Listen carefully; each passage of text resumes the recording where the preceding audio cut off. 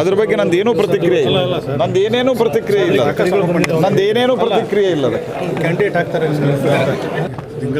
ಅದ್ರ ಬಗ್ಗೆ ನಂದೇನೂ ಪ್ರತಿಕ್ರಿಯೆ ಇಲ್ಲ. ನಂದೇನೇನೂ ಪ್ರತಿಕ್ರಿಯೆ ಇಲ್ಲ. ನಂದೇನೇನೂ ಪ್ರತಿಕ್ರಿಯೆ ಇಲ್ಲ. ಕ್ಯಾಂಡಿಡೇಟ್ ಆಗ್ತಾರೆ ಅದ್ರ ಬಗ್ಗೆ ನಂದೇನೂ ಪ್ರತಿಕ್ರಿಯೆ ಇಲ್ಲ. ನಂದೇನೇನೂ ಪ್ರತಿಕ್ರಿಯೆ ಇಲ್ಲ. ನಂದೇನೇನೂ ಪ್ರತಿಕ್ರಿಯೆ ಇಲ್ಲ. ಕ್ಯಾಂಡಿಡೇಟ್ ಆಗ್ತಾರೆ ಅವರು 2014 ಮತ್ತು ಇವನ್ 2019 ಕೂಡ ದೊಡ್ಡ ಪ್ರಮಾಣದಲ್ಲಿ ಕ್ಯಾಶ್ದಲ್ಲಿ ದುಡ್ಡು ತೊಗೊಂಡಿದ್ದಾರೆ. 2,000 ರೂಪಾಯಿಗಿಂತ ಜಾಸ್ತಿ ಕ್ಯಾಶ್ ತೊಗೊಳ್ಳಿಕ್ಕೆ ಅವಕಾಶ ಇಲ್ಲ. ತೊಗೊಂಡ್ರೆ ಅದಕ್ಕೆ ಇವನ್ ವ್ಯವಹಾರ ಮಾಡೋರಿಗೂ ಸಹಿತ ಈ ಕಾನೂನು ಅಪ್ಲೈ ಆಗ್ತದೆ. 2,000 ರೂಪಾಯಿಗಿಂತ ಜಾಸ್ತಿ ಕ್ಯಾಶ್ ಇಲ್ಲ ಅಥವಾ ಕ್ಯಾಶ್ದಾಗ ವ್ಯವಹಾರ ಮಾಡಿದರೆ ಪ್ಯಾನ್ ಕಾರ್ಡ್ ನಂಬರ್ ತೊಗೋಬೇಕು. ಈ ಥರದ ಹಲವಾರು ನಿಯಮಗಳಿದ್ದಾವೆ.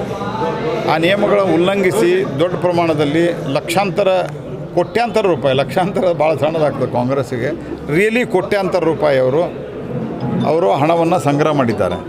ಅದು ಸಿಕ್ಕ ಮೇಲೆ ನೋಟಿಸ್ ಕೊಡಲಾರ್ದೆ ಇನ್ನೇನು ಅವ್ರಿಗೆ ಪ್ರೀತಿಲ್ಲೇ ಸನ್ಮಾನ ಮಾಡಿ ಕಳಿಸ್ಬೇಕಾ? ನೋಟಿಸ್ ಕೊಟ್ಟಾರ, ಅವರು ಸಮರ್ಥನೆ ಮಾಡಲಿ.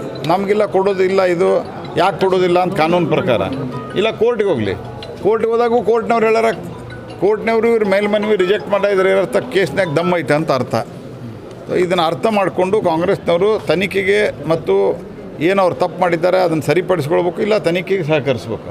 ಅದು ಬಿಟ್ಟು ನಮಗೆ ನೋಟಿಸ್ ಕೊಟ್ಟಿದ್ದ ಒಂದು ದೊಡ್ಡ ಇಶ್ಯೂ ಮಾಡಿದ್ರೆ ಇದನ್ನು ಎಷ್ಟು ರಾಜಕೀಯ ದುರುದ್ದೇಶ. ಈಗ ನಾನು ನಿಮ್ಗೆ ಎಕ್ಸ್ಪ್ಲೇನ್ ಮಾಡಿ ಹೇಳಿದ್ನಲ್ಲ, ಅದಾದ್ಮೇಲೂ ರಾಜಕೀಯ ದುರುದ್ದೇಶ ಅಂದ್ರೆ ನಾವು ಏನು ಮಾಡ್ಬೇಕು? ಈಗ ನಿಮ್ಗೆ ನಾನು ಹೇಳಿದ್ನಲ್ಲ, ಇದೇ ಕಾರಣ. ಕಾಂಗ್ರೆಸ್ ಪಾರ್ಟಿಯವರು ಎಂದೂ ನಾವು ತಪ್ಪು ಮಾಡೀವಿ ಅದಕ್ಕೆ ನಮಗೆ ನೋಟಿಸ್ ಕೊಟ್ಟಾರಂತ ಎಂದೂ ಒಪ್ಕೊಳ್ಳೋದಿಲ್ಲ.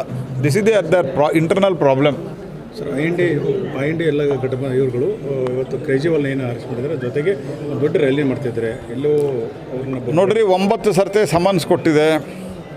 ಆ ನಂತರ ಈಗಾಗಲೇ ಅವರು ಸುಪ್ರೀಂ ಕೋರ್ಟ್ ಕದ ತಟ್ಟಿದ್ರು.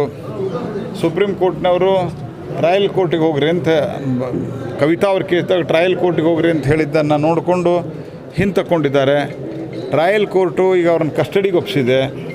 ಅಕಸ್ಮಾತಾಗಿ ದೇಶದ ಕಾನೂನು ಮತ್ತು ಜುಡಿಷಿಯರಿ ಮೇಲೆ, ನ್ಯಾಯಾಂಗ ವ್ಯವಸ್ಥೆ ಮೇಲೆ ಕಾಂಗ್ರೆಸ್ ಪಾರ್ಟಿಗೆ ವಿಶ್ವಾಸ ಇದೆಯೋ ಇಲ್ಲವೋ ಅನ್ನೋದನ್ನು ಸ್ಪಷ್ಟಪಡಿಸ್ಬೇಕು. ಇಂಡಿ ಗಮಂಡಿ ಗಠಬಂಧನಕ್ಕೆ ಈಗಾಗಲೇ 600 ಲಾಯರು ಯಾವ ರೀತಿ ಕೋರ್ಟ್ಗಳ ಮೇಲೆ ಒತ್ತಡ ತರುವ ತಂತ್ರ ನಡೀತಾ ಇದೆ ಅಂತ ಪತ್ರವನ್ನು ಬರೆದಿದ್ದಾರೆ. ಇದೇ ತಂತ್ರವನ್ನು ಮುಂದುವರಿಸ್ಕೊಂಡು ಹೋಗೋರಿ ನೀವು. ಏನು ನಡೆಸಿರಿ ನೀವು ದೇಶದೊಳಗೆ?